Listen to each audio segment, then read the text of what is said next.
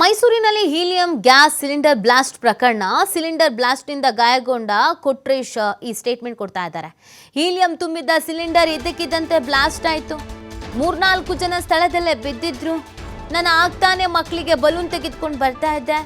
Balloon ಮಾರಾಟ ಮಾಡ್ತಿದ್ದ ವ್ಯಕ್ತಿಯಿಂದ 10 ಅಡಿ ದೂರದಲ್ಲಿದ್ದೆ. ಹಾಗಾಗಿ ನನಗೆ ಸ್ವಲ್ಪ ಮಟ್ಟಿಗೆ ಗಾಯಗಳಾಗಿದೆ. ರಜೆ ಇತ್ತು ಅಂತ ಮಕ್ಕಳನ್ನ ಕರ್ಕೊಂಡು ಬಂದಿದ್ದೆ. ಅರಮನೆ ಬಳಿ ಬಂದು ನಾನು ಅರ್ಧ ಗಂಟೆ ಆಗಿತ್ತು ಅಷ್ಟೇನೆ. ಅಷ್ಟರಲ್ಲೇ ಹೀಗಾಯಿತು ಅಂತ ರಾಣೆಬೆನ್ನೂರು ಮೂಲದ ಕೊಟ್ರೇಶ್ ಸ್ಟೇಟ್ಮೆಂಟ್ ಅನ್ನು ಕೊಟ್ಟಿದ್ದಾರೆ. ಘಟನೆಯ ಸಂದರ್ಭದಲ್ಲಿ ಇವರು ಕೂಡ ಅಲ್ಲಿ ಬಲೂನ್ ಅನ್ನು ಖರೀದಿಸಿದ್ದಾರೆ. 10 ಅಡಿ ದೂರದಲ್ಲಿದ್ದಂತೆ ಆ ಕಾರಣಕ್ಕಾಗಿ ಸ್ವಲ್ಪ ಮಟ್ಟಿಗೆ ಗಾಯಗಳಾಗಿದೆ ಅನ್ನೋದನ್ನು ಹೇಳ್ತಾ ಇದ್ದಾರೆ. ಮಕ್ಕಳಿಗೆಲ್ಲ ರಜಾ ಅಲ್ಲ, ಇವಾಗ ಕ್ರಿಸ್ಮಸ್ ಹಾಲಿಡೇ ಅಲ್ಲ, ಹಾಗಾಗಿ ಮೈಸೂರು ತೋರಿಸ್ಕೊಂಡು ಹೋಗೋಣ ಅಂತ ಬಂದಿದ್ರಂತೆ. ಏನೋ ಮೈಸೂರು ಹತ್ರ ಬಂದು ಅರಮನೆ ಹತ್ರ ಬಂದು ಅರ್ಧ ಗಂಟೆ ಅಷ್ಟೇ ಆಗಿತ್ತಂತೆ. ಬ್ಲಾಸ್ಟ್ ಆಗಿ ಅದ್ರದ್ದು ಇಂಪ್ಯಾಕ್ಟಿಂದ ಎಲ್ರಿಗೂ ಇಂಜುರೀಸ್ ಆಗಿದೆ. ಒಂದಿಷ್ಟು ಡೆತ್ತಾಗಿದೆ. ನಿಮಗೆ ಇಂಜುರಿ ಆಗಿದೆ. ಅದು ನೀವು ಎಷ್ಟೊತ್ತಿಗೆ ಬಂದಿದೆ ಸರ್ ಮೈಸೂರಿಗೆ? ನಾನು ಆಗ್ತಾನೆ ಬಂದಿದ್ದೆ, ಒಂದು ಅರ್ಧ ಗಂಟೆ ಆಗಿದ್ದು. ಬಂದು ಸೀದಾ ಅರಮನೆ ಹತ್ರ ಬಂದಿದ್ದೆ. ನೋಡೋರು ಮಕ್ಕಳಿಗೆ ನಾವು ಬಂದಿದ್ದೆ ಆ ಟೈಮಲ್ಲಿ ಆಗಿದೆ. ಏಕಾಏಕಿ ಇದೆ. ಹಾಂ, ನಾನು ಬಲೂನ್ ತೊಗೊಂಡಿದ್ದೆ ಅಲ್ಲೇ ಬಲೂನ್ ತೊಗೊಂಡು ಈ ಕಡೆಗೆ ಬಂದೆ. ಸ್ವಲ್ಪ ಒಂದು 10 ಅಡಿ ಮುಂದೆ ಬಂದೆ. ನಾನು ಅಲ್ಲೇ ಇದ್ದರೆ ನನಗೂ ಅದೇ ಥರ ಏನು ನಮಗೇನು ಆ ಥರ ಮೇಜರ್ ಏನಾಗಿಲ್ಲ. ಖಾಲಿಗೆ ಏಟಾಗಿದೆ ಬಿಟ್ಟರೆ ಬೇರೆಯವ್ರಿಗೆ ಆಗಿದೆ ಸರ್. ಸ್ಪಾಟಲ್ಲೇ ಒಂದು 2-3 ಜನ ಹೋಗಿದ್ದಾರೆ. ಒಬ್ಬರಿಗೆ ಮೇಜರ್ ಇಂಜುರಿ ಏನಾಗಿದೆ. ಏನಿಲ್ಲ ಸರ್, ಅದರಿಂದನೇ ಆಗಿದೆ ಮೇಜರ್ಲಿ. ಅದು ಗ್ಯಾಸ್ ಇದಾಗಿದೆ, ಬ್ಲಾಸ್ಟ್ ಆಗಿದೆ. ಇದೆ ಫಸ್ಟ್ ಬಂದಿದ್ದು. ಹಿಂಗೆಲ್ಲ ಬಂದಿದ್ದೀವಿ, ಇವತ್ತು ಬಂದಿದ್ವಿ ನಾವು ಊರಿಂದ.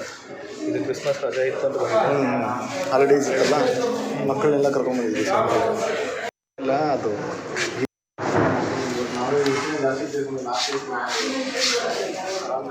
ಬಗ್ಗೆ ಮಾಹಿತಿ ನೀಡ್ತಾರೆ ನಮ್ಮ ಪ್ರತಿನಿಧಿ ಪುನೀತ್. ಸದ್ಯ ಗಾಯಾಳುಗಳ ಪರಿಸ್ಥಿತಿ ಯಾವ ರೀತಿ ಆಗಿದೆ ಪುನೀತ್?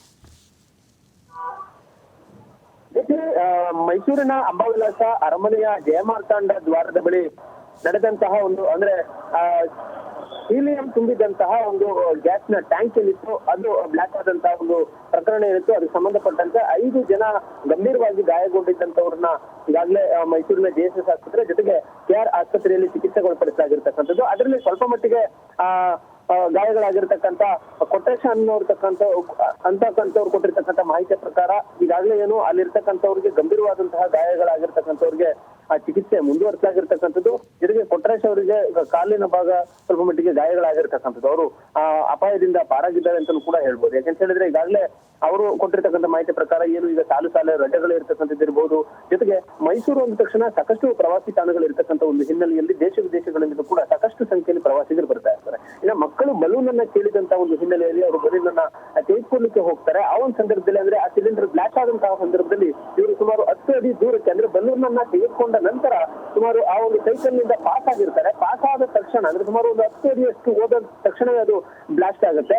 ಆ ಒಂದು ಸಂದರ್ಭದಲ್ಲಿ ಸ್ಥಳದಲ್ಲೇ 3 ಜನ ಅಂದ್ರೆ ಆ ಒಂದು ಸ್ಫೋಟದ ಒಂದು ರಭಸಕ್ಕೆ ಸ್ಥಳದಲ್ಲೇ ಬಿದ್ದಿರ್ತಾರೆ. ಜೊತೆಗೆ ಆತ ಬಲೂನ್ ಮಾರಾಟಗಾರ ಏನಿರ್ತಾನೆ ಆತ ಸ್ಥಳದಲ್ಲಿ ಮೃತಪಟ್ಟಿರ್ತಕ್ಕಂಥದ್ದು.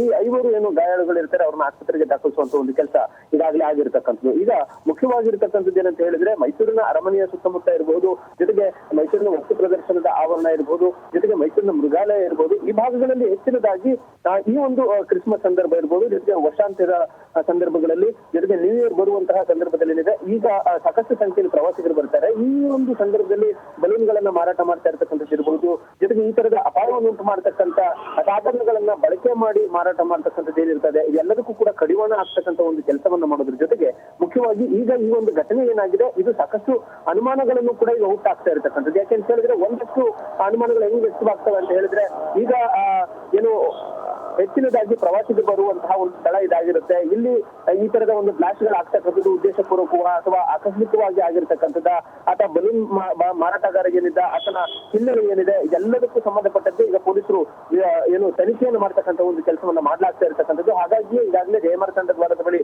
ಪರಿಶೀಲನೆಯನ್ನು ಮಾಡ್ತಾ ಇರ್ತಕ್ಕಂಥ ಪೊಲೀಸರು ಏನಿದ್ದಾರೆ ಈಗ ಸಲೀಂ ಅಂತಕ್ಕಂಥ ವ್ಯಕ್ತಿ ಏನು ಮೃತಪಟ್ಟಿದ್ದಾನೆ ಆತನ ಹಿನ್ನೆಲೆಯನ್ನ ಜೊತೆಗೆ ಆತ ಉತ್ತರ ಭಾರತದ ಮೂಲದವನು ಅಂತ ಒಂದು ಮಾಹಿತಿಯನ್ನು ಲಭ್ಯವಾಗಿದೆ. ಹೀಗಾಗಿ ಆತನ ಸಂಪೂರ್ಣವಾದಂತಹ ಮಾಹಿತಿಯನ್ನ ಪಡೆದುಕೊಳ್ಳಿಕ್ಕೆ ಈಗ ಪೊಲೀಸರು ಮುಂದಾಗಿರ್ತಕ್ಕಂಥದ್ದು. ಯಾಕೆಂತ ಹೇಳಿದ್ರೆ ಇಲ್ಲಿ ಒಂದು ಕಡೆ ಹೀಲಿಯಂ ಏನು ಬಲೂನ್ಗಳಿಗೆ ಹೆಚ್ಚಿನದಾಗಿ ಬಳಕೆ ಮಾಡಿದ್ರಿಂದಾಗಿ ಅದು ಹೀಟ್ ಆಗಿ ಬ್ಲಾಸ್ಟ್ ಆಗಿದೆ ಅಂತ ಹೇಳಿ ಮೇಲ್ನೋಟಕ್ಕೆ ಕಂಡು ಬಂದಿರತಕ್ಕಂಥದ್ದು.